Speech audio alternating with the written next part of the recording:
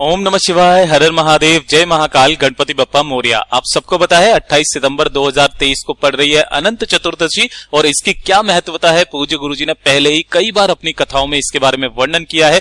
जिन लोगों ने भी गणपति जी को अपने घर में विस्थापित किया था, इस दिन होगा उनका विसर्जन और उसके दूसरे दिन से श्राद्ध पक्ष की शुरुआत भी हो जाएगी। अगर आपके घर में काफी सारी परेशानियां हैं, दिक्कत है, आपके परिवार में बल, बुद्धि, विद्या, धन की बहुत ज्यादा कमी है, वह मात्र छोटा सा उपाय आपको करना होगा। रेशमी धागे में 14 गांठें लगाने वाला ये जो उपाय है, आप सभी को करना बहुत ज्यादा जरूरी है। मात्र एक ही समय आपको ऐसा मिलेगा जिस दिन आपको इस उपाय को करना होगा, वरना साल भर के बाद में फिर वापस इस उपाय को आपको करना है। ठीक है, अगर आप इस बार चूके तो साल भर बाद में आपको मौका मिलेगा। इस उपाय को जरूर कीजिएगा, आपकी सारी कामनाएं विश पूरी जरूर होगी।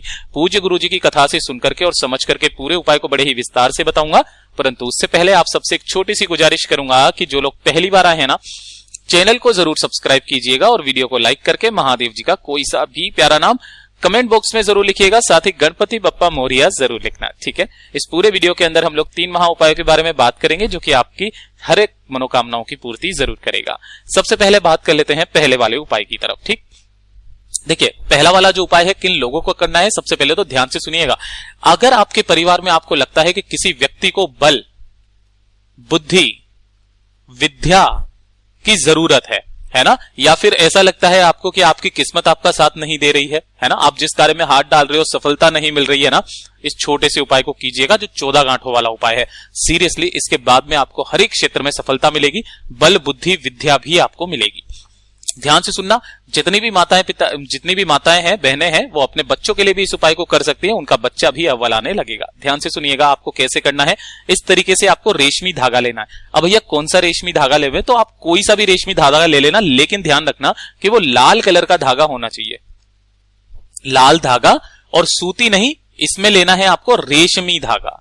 ठीक है ना, आपने कई लोगों को अपने हाथों में बांधे हुए भी देखा होगा, इसका अपने आप में बहुत बड़ा क्रम है, प्रमाण है। ठीक है, तो एक लाल धागा लेना, इतना कि इसके अंदर आप 14 गांठें लगा पाओ। कैसे लगानी है अभी मैं बताऊंगा। ठीक है ना, आप इस तरीके से भी धागा ले सकते हो, पतला हो या मोटा हो कोई दिक्कत नहीं है। आप यकीन नहीं मानोगे, मैंने खुद ने भी अभी अपने हाथ में पहना हुआ है। इस वाले धागे को मैं वापस से इसको विसर्जित करूंगा, उसके बाद अनंत चतुर्दशी के दिन दूसरा वाला धागा फिर से वापस बांधूंगा जो मैंने पिछले साल बांधा था, और मेरे गले में भी एक धागा है। ठीक है, आपको इस तरीके से एक धागा लेना है और इसी धागे को, जैसे मान लीजिए आपके पास में ये धागा है, ठीक है ना, आपको इसी के अंदर यहां पर 14 गांठें लगानी है। तो इतना बड़ा धागा ले लेना कि यहां पर इस तरीके से आप 14 गांठें लगा पाओ। ठीक है ना, इस तरीके से आपको 14 गांठें अनंत चतुर्दशी के दिन इस तरीके से लगाना है। इस धागे को लेकर के पहुंच जाना कहां पर, महादेव जी के मंदिर शिवलिंग के पास। साथ ही साथ 1 लोटा शुद्ध जल जरूर लेकर के चले जाना। जैसे ही आप यहां पर पहुंचोगे ना, उत्तर दिशा यानी कि नॉर्थ डायरेक्शन की तरफ मुंह करके खड़े हो जाना। ठीक है, अब ध्यान से सुनना, इस वाले उपाय को किसी भी व्यक्ति के लिए कोई भी कर सकता है, अपने परिवार के व्यक्ति के लिए आप कोई भी कर सकता है इस उपाय को। ध्यान से सुनिएगा कैसे करना है कि अगर माता बहनें इस वाले उपाय को कर रही है अपने बच्चों के लिए, वो भी कर सकते हैं, खुद व्यक्ति अपने लिए भी ये वाला उपाय कर सकता है। ठीक है, अब आपको क्या करना है, उस धागे को जो है ना, गणपति बप्पा जी की जगह पर, गणपति बप्पा जी का जो जगह होता है ना, वो शिवलिंग पर, ये जो राइट साइड का हिस्सा होता है ये वाली जगह होती है, आपको यहां पर उस धागे को रख देना है कुछ इस तरीके से। और जो 1 लोटा शुद्ध जल है, सबसे पहले मेरे देवादिदेव महादेव जी के ऊपर समर्पित करना होगा मयूर ध्वज के नाम से। किनके नाम से? गणेश जी का नाम है ये मयूर ध्वज के नाम से, क्योंकि आप कामना उनसे करने आए हो। लेकिन गणेश जी के पिताश्री हैं महादेव जी, तो पहले उनके ऊपर जल समर्पित करना है, उसके बाद में आपको ये जो धागा आपने गणेश जी के स्थान पर रखा है, यहां पर आपको जल समर्पित करना है। समर्पित कर दिया। समर्पित करने के पश्चात इस वाले धागे को उठा करके आपको घर पर लेकर के आ जाना है और अपने घर के मंदिर में इस धागे को रख देना है। ठीक है ना, घर के मंदिर में जैसे आपने ये धागा रख दिया, धागा रख देने के बाद में धूप दीप दिखा करके, गुरुदेव ने बताया था कि जब आप पूजा करें तो धूप बत्ती वगैरह जब आप जलाएं तो इसके ऊपर से थोड़ा सा धूप दीप निकाल लेना, और उसको निकाल करके आपको अपने दाहिने हाथ में, ये चीज ध्यान रखना, दाहिने हाथ में यहां पर आपको पहन लेना है। उसके बाद देखिएगा ध्यान से, आप 1 साल ये वाला देख लीजिएगा, अगला साल देख लीजिएगा। गुरुदेव ने साफ शब्दों में लिखा है, प्रैक्टिकल करने में क्या जाता है, कहीं श्योर वाले महाराज झूठ तो नहीं बोल रहे हैं। तो आप क्या करना, इस तरीके से धागा बांधना, और धागा बांधने के बाद में जिस व्यक्ति के हाथ में भी ये धागा होगा ना, उसके पास में बल, बुद्धि, विद्या तो होगी ही होगी, साथ ही साथ वो जिस कार्य में हाथ डालेंगे सफलता मिलेगी। अगर वो एग्जाम वगैरह की भी तैयारी कर रहे हैं ना, उसमें भी उनको सफलता जरूर मिलेगी।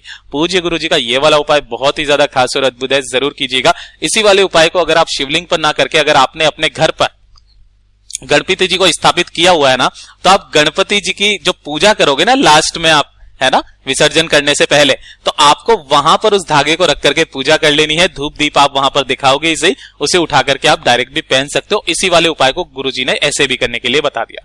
तो ये तो हो गया पहला वाला उपाय। अब बात कर लेते हैं दूसरे वाले उपाय की तरफ। दूसरे वाले उपाय के अंदर क्या करना है कि अगर आपके परिवार में बीमारियां बहुत ज्यादा है ना, और आप चाहते हो कि आपके परिवार में किसी भी तरीके की कोई बीमारी ना रहे, हमेशा रिद्धि सिद्धि आपके घर में रहे, ठीक है ना, तो रिद्धि सिद्धि को पाने के लिए, घर में सुख संपदा को बढ़ाने के लिए आपको ये वाला उपाय जरूर करना होगा। परिवार में कोई भी व्यक्ति को कोई बड़ी बीमारी प्रवेश नहीं करेगी। आपको इस दिन क्या करना है, अनंत चतुर्दशी के दिन 14 जायफल लेने। कितने जायफल लेने? 14 जायफल। सुपारी मत ले लेना, ध्यान रख लेना, सुपारी अलग चीज होती है, जायफल अलग चीज होता है। तो आपको इस तरीके से जायफल ले लेना है, ठीक है। थोड़ी सी लेनी होगी आपको हल्दी। अब जब भी मैं हल्दी का नाम लू ना, तो आपको ये जो मोटी वाली हल्दी होती है ना, गांठ, इस गांठ को लेकर के पीस लेना है और इस पिसी हुई हल्दी को काम में लेना है। ये कर लिया। अब आपको करना कैसे है कि जो आपने 14 जायफल लिए है ना, उन 14 जायफलों के ऊपर आपको क्या करना है, हल्दी लगानी है। यानी कि जितने भी जायफल है ना, उन्हें हल्दी में डुबो डुबो करके उन्हें पूजा स्थल में, अपना घर का जो भी पूजा स्थल है ना, जैसे कि ये वाला पूजा स्थल है, तो आपको इस पूजा स्थल में रख देना है। किस दिन रखना है? अनंत चतुर्दशी के दिन। यहां पर उन 14 जायफल को किसी भी पान के पत्ते के ऊपर या किसी भी कटोरी के अंदर आप रख देना। यहां रख दिया। यहां रख देने के बाद में पूजा वूजा जब भी आप करेंगे ना महादेव जी की, या फिर आप अपने घर के मंदिर में पूजा करेंगे, तो धूप दीप दिखाएंगे। धूप दीप दिखाने के पश्चात सभी सदस्यों को उस पूजा में आपको खड़े रहना है, क्योंकि परिवार के लिए ये होगा। और जितने भी सदस्य परिवार के अंदर खड़े होंगे, सबके हाथ इन सभी सुपारियों पर आपको एक एक बार जरूर लगा देना है। और लगा देने के पश्चात अनंत चतुर्दशी के दिन आपके आसपास जो भी बहता हुआ जल, पानी, नदी, तालाब, सरोवर है, वहां पर आप कर देना। सबसे बेहतर यही होगा कि अनंत चतुर्दशी के दिन जब भी आप गणेश जी के विसर्जन करने से पहले, या फिर अनंत चतुर्दशी की जो आप पूजा करते हो, उस पूजा में भी अगर आप उन्हें रख देते हो ना, इतने में भी वो सभी सिद्ध हो जाते हैं। और उसके बाद में आप इन सभी को उठा करके किसी भी बहती नदी, तालाब, सरोवर में आप उनको प्रवाहित कर देना। आपके घर की सारी बीमारियों की समस्या खत्म हो जाएगी। रिद्धि सिद्धि हमेशा आपके घर में विराजमान रहेंगी। ये भी बहुत अद्भुत उपाय है। और जो तीसरा उपाय है ना, ये तो आपका सबसे अचूक उपाय होने वाला है। अनंत चतुर्दशी के दिन इस वाले उपाय को करना मत भूलिएगा। अगर आपके घर में धन की बहुत ज्यादा कमी है, माता लक्ष्मी जी अगर आपके घर में वास नहीं करती हैं, आपने खूब सारे उपाय कर लिए, व्रत कर लिए, है ना, व्यापार अच्छे से नहीं चल रहा है, कुछ भी अच्छे से नहीं हो रहा है ना, तो छोटा सा इस उपाय को अनंत चतुर्दशी के दिन जरूर कीजिएगा।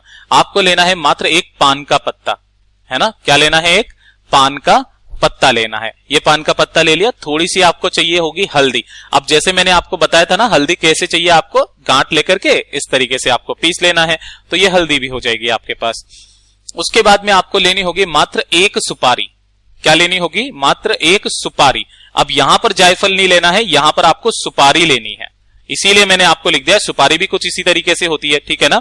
तो आपको एक सुपारी लेनी है और थोड़ी सी जो भी रोली कुमकुम जो होती है ना, या तो आप चंदन इसमें काम में नहीं लेना है, ये चीज ध्यान रख लेना, या तो रोली ले लेना, कुमकुम ले लेना, जो आपको मिल जाए वो आपको ले लेना है, ठीक है। अब देखिए, एक लोटा शुद्ध जल और लेना है। अब सबसे पहले आप चले जाना कहां पर? अनंत चतुर्दशी के दिन भोलेनाथ जी के मंदिर शिवलिंग के पास में। जो आपने एक पत्ता लिया है पान का, इस एक पान के पत्ते पर आपको हल्दी से क्या करना है? स्वस्तिक बनाना है ना। हल्दी से क्या करना है? स्वस्तिक बनाना है। कुछ इस तरीके से हल्दी से स्वस्तिक बना देने के पश्चात आपने जो एक सुपारी ली है, उस सुपारी को आपको इस कुमकुम रोली के अंदर डुबो करके अच्छे से लाल करके, और इसी वाले पान के पत्ते के ऊपर आपको उस सुपारी को रख देना है। ये रख दोगे और इस पान के पत्ते को उठा करके आपको शिवलिंग पर जो गणेश जी का स्थान है ना, उस गणेश जी के स्थान पर आपको, यहां पर आपको समर्पित कर देना है। और एक लोटा शुद्ध जल मेरे देव आदिदेव महादेव जी को समर्पित करना। ओम नमः शिवाय, श्री शिवाय नमस्तुभ्यम पंचाक्षरी मंत्र या षडाक्षरी मंत्र का स्मरण करते हुए। जिस मंदिर में अगर आप जा रहे हैं, वहां पर अगर गणपति जी की स्थापना हुई है, तो आप यही वाला काम जो है गणपति जी के सामने भी कर सकते हैं। किस तरीके से करना है कि जो गणपति जी का टूटा हुआ वाला दांत है ना, ये टूटा वाला दांत, इस वाले दांत की तरफ जो ये हाथ है, यहां पर आपको उसे समर्पित कर देना है। पत्ते के ऊपर स्वस्तिक बना करके और रोली कुमकुम के अंदर सुपारी को डुबो करके उसी पत्ते पर रख के आपको यहां पर समर्पित करना। समर्पित कर देने के पश्चात अपनी कामना बोलना, अपना नाम और गोत्र बोलना, और इस चीज को उठा करके आपको लेकर के आ जाना है। और जो भी आपको पीपल का पेड़ मिले ना, पीपल का पेड़, उस पीपल के पेड़ के नीचे आपको उस पान के पत्ते को जिसके ऊपर आपने सुपारी रखी है उसे छोड़ करके अपनी कामना करके आ जाना। आप सबको पता है पीपल के पेड़ के नीचे माता लक्ष्मी जी का वास होता है। आपके घर में कभी भी रिद्धि सिद्धि की कमी नहीं होगी, हमेशा धन धान्य से भरा रहेगा। अगर आपका व्यापार के लिए आप कामना कर रहे हो तो आपका व्यापार भी अच्छे से चलने लगेगा। पूज्य गुरुजी के ये सभी उपाय बहुत ही ज्यादा खास और अद्भुत है, सिर्फ और सिर्फ अनंत चतुर्दशी के दिन किए जाते हैं।